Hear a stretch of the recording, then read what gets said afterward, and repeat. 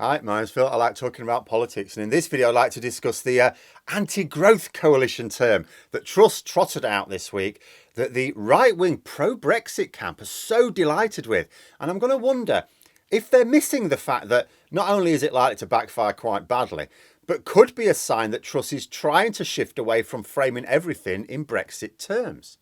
If so, that is a major departure from Johnson's line and would make it much easier for Brexit to be quietly reversed behind the scenes without any fuss. But first, if you'd like to be notified of daily news and politics, please subscribe to the channel and click the bell notification icon. So yeah, there's a couple of intriguing aspects to this anti-growth coalition term that Truss seems to be going to try and use to attack anyone. I think it's a term we're going to hear quite a lot of. She's going to use it to attack anyone that doesn't agree with it. Oh, you're in the anti-growth coalition. And let me tell you how ridiculous it's already getting. The Daily Mail, yesterday, she only came up with the term yesterday. Well, she came up with the term before, but she used the term yesterday. The Daily Mail ran a story saying that Number 10 has refused to say whether or not they consider Jamie Oliver, the TV chef, to be part of this anti-growth coalition.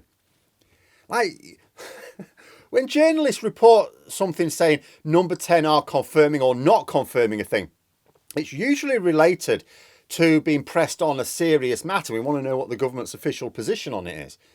This is about a term that Truss has thrown out as nothing more than a political jibe.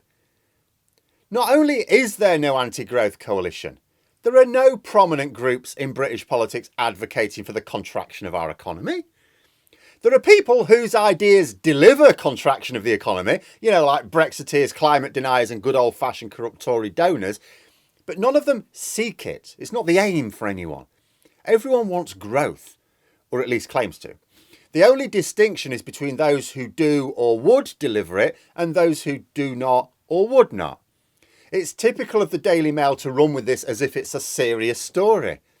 They're now giving the impression that they're going to commit journalistic resources into making a list of who is and is not in this fantasy coalition.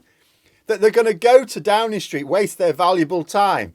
And they've already asked, is Jamie Oliver in this list? They've gone, I'm not sure. I don't know. Oh, Number 10 refused to confirm whether or not Jamie Oliver is part of the anti-growth coalition. Are they going to go down the list? I mean, presumably they'll throw Gary Lineker into there. You know, Alex Ferguson. Is Sir Alex Ferguson? Oh, what about Joe Root? The England... What? No, Ben Stokes? No? Who else is on there? Are they going to compile a list? Are they going to make sure everyone, every prominent personality in the country is put onto the list of anti-growth coalition or not? But the move is also highly questionable in the long term, for the Tories' point of view. Forget about the Daily Mail for now. Right now, Truss is claiming that her plans will deliver growth. Nobody seriously believes her. The public don't seriously believe her. But she hasn't actually implemented any of her plans. So she will just claim, no, until it's tested out, you don't get to say it's a load of rubbish. But what happens in a year's time, and we're still in recession? What happens when people point out that the recession is actually even worse than the forecast when she took over? She's going to look pretty silly. That's assuming she's still in place by then. And for those right-wing commentators trying to claim that Labour would... I saw someone say, oh, there's a former Labour strategist actually quite worried about this term. They think it's a bit of a wheeze. It's like, I've never heard anything so ridiculous in all my life. All Truss is doing is actually using Labour's existing jibes against them, but less credibly. Truss says she wants to deliver growth, growth and growth. That is a word-for-word quote from a Keir Starmer speech. She attacks those ranged against her as anti-growth. Labour have been accusing the Tories of being high tax and low growth for some time. But this has stuck because, do you know what?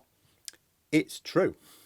Undeniably, people are taxed more and we've had a stagnant economy for some time.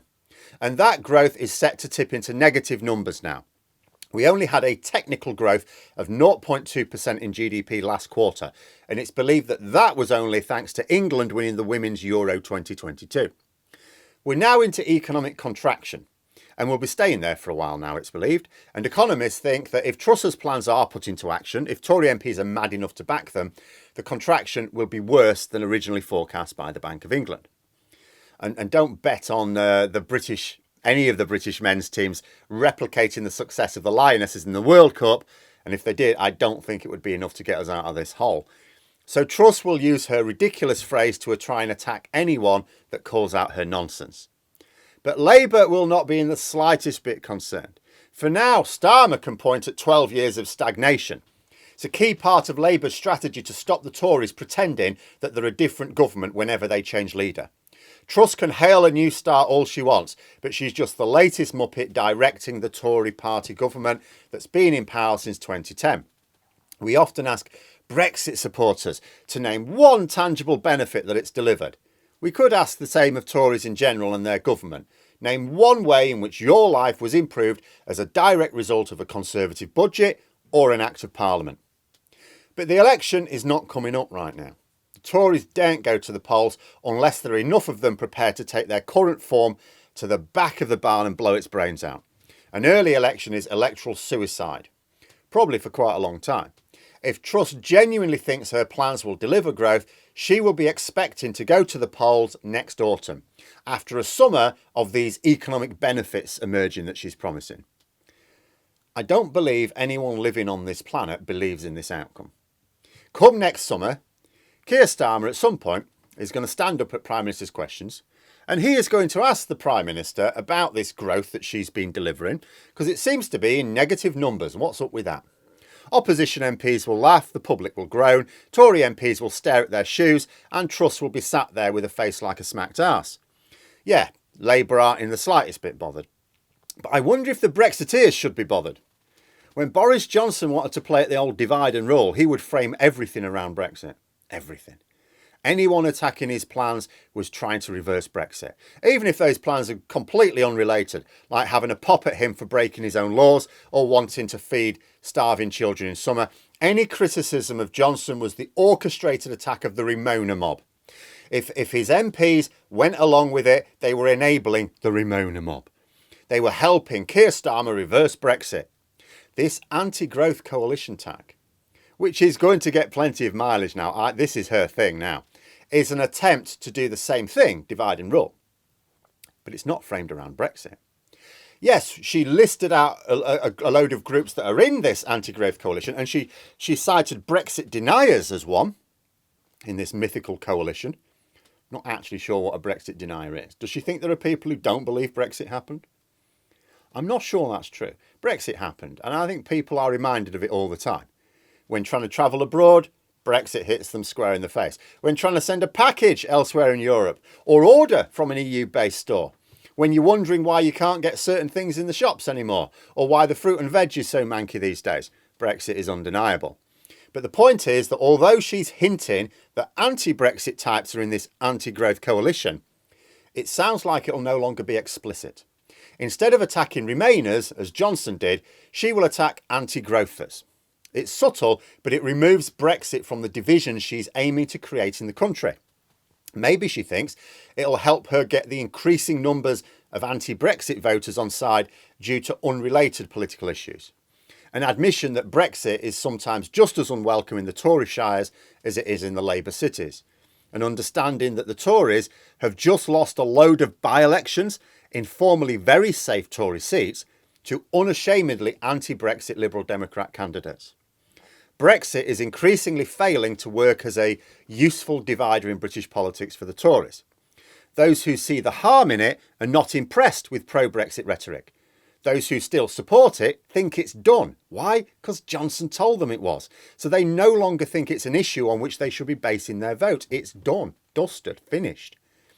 In fact, all these pro-Brexit commentators praising Truss for this new term may be missing that the only clever thing about it is it allows her to continue to try and divide British society along arbitrary lines that she can change as she pleases, because they're made up anyway, and it takes Brexit out of the equation. But that just makes Brexit easier to reverse. Not now, the Tories are still committed to the most insane divergence, but with the next Labour government. I know people don't like the words coming out of the Labour leadership, but I do keep urging people to look at the policies. They've promised to reverse a whole load of divergence. Standards agreements, mutual recognition of qualifications, security deals. There's a load of convergence policies promised by Labour.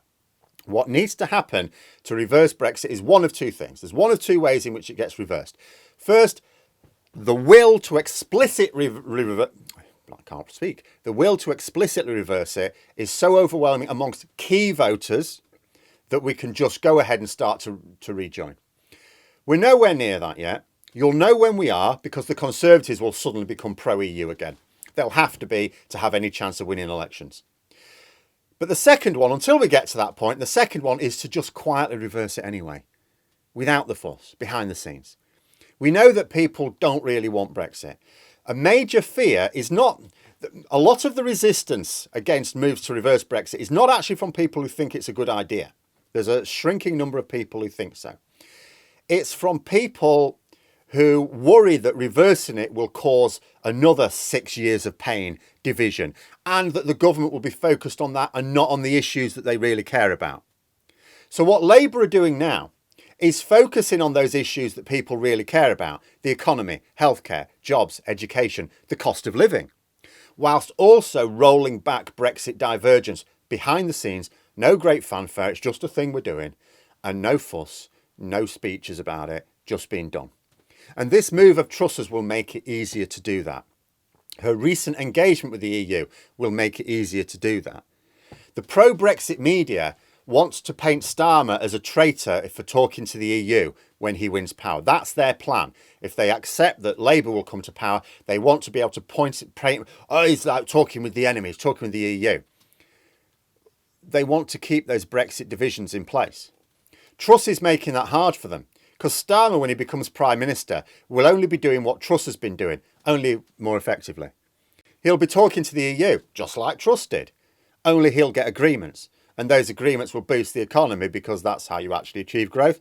You get closer relationships with your most important export markets, not raising pointless barriers to trade.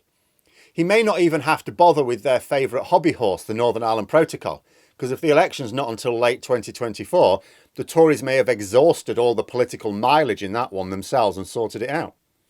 I see Brexiteers lauding Truss's stunning wheeze yesterday. Oh, what a great line. The Anti-Growth Coalition is brilliant. And you just think, mate, you're being played. The term will be a source of embarrassment for the Tories next year. And all it's actually doing is shifting battle lines away from Brexit, making practical Brexit solutions much easier to apply without great fuss. But those are my thoughts. Let me know yours in the comments below. Hope you found the video interesting. If you did, please click the like button. And if you'd like to support the channel further, the join button for memberships. And until next time, I'll see you later.